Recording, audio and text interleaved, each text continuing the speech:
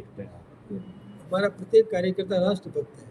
हमारे राष्ट्रीय महापुरुषों का सम्मान करने के वो तरीके ढूंढते रहता है, इसलिए उन्होंने भी ये तरीका अपनाया। मैं उनका भी अभिनंदन करूँगा, उनका भी धन्यवाद दूंगा कि उन्होंने भी ये बहुत अच्छा एक जैसे कोई दीप मालाएँ लगा करके और एक अंधेरे से उजाले की ओर आने की दिशा में जनता को प्रेरित करने का जो काम किया है और महाराणा प्रताप का शौर्य और उसका पराक्रम ये आम नागरिक तक पहुंचाने की जो काम किया है ये अनुकरणीय है, प्रेरणादायी। अब दोनों सरकार की तारीफ कर रहे हैं, लेकिन अशोक गहलोत लगातार ट्वीट कर रहे हैं, वो कह रहे हैं सरकार फेलियर हो रही है राजस्थान में, चाहे केंद्र की बात करें। यदि वो हमारी सरकार की प्रशंसा करने लग जाएंगे तो उनके पूछेगा कौन?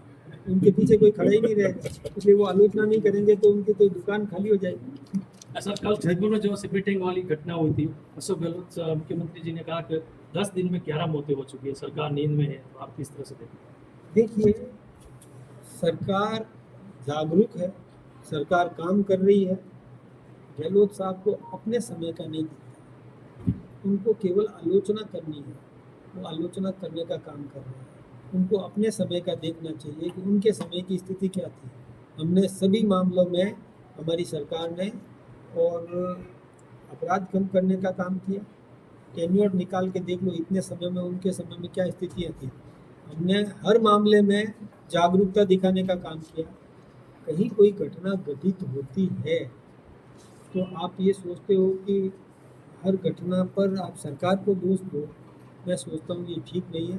तत्परता से काम करना, सुविधाएं देना, व्यवस्था देना, ये सरकार का दायित्व है जो हमारी सरकार बखूबी निभा रही है।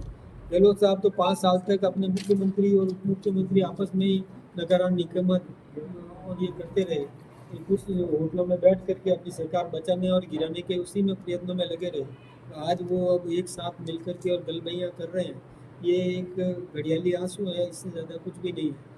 मन उनके मिलते नहीं है, आपस में आज भी एक नहीं है, लेकिन चूँकि बीजेपी की आलोचना करनी है इसलिए साथ में खड़े होकर के वो बात कर रहे हैं, ये ठीक नहीं है। छिद्रान बेसिन की आदत जिनकी बनी हुई है वो छिद्रान बेसिन करेंगे, हम अपना काम करते रहेंगे। हम जनता को और व्यवस्थाएं देंगे, जनता को सुरक्षा देंगे, जनता को समृद्ध करेंगे, जनता की सेवा करेंगे, हम अपने कर्तव्य में लगे रहेंगे।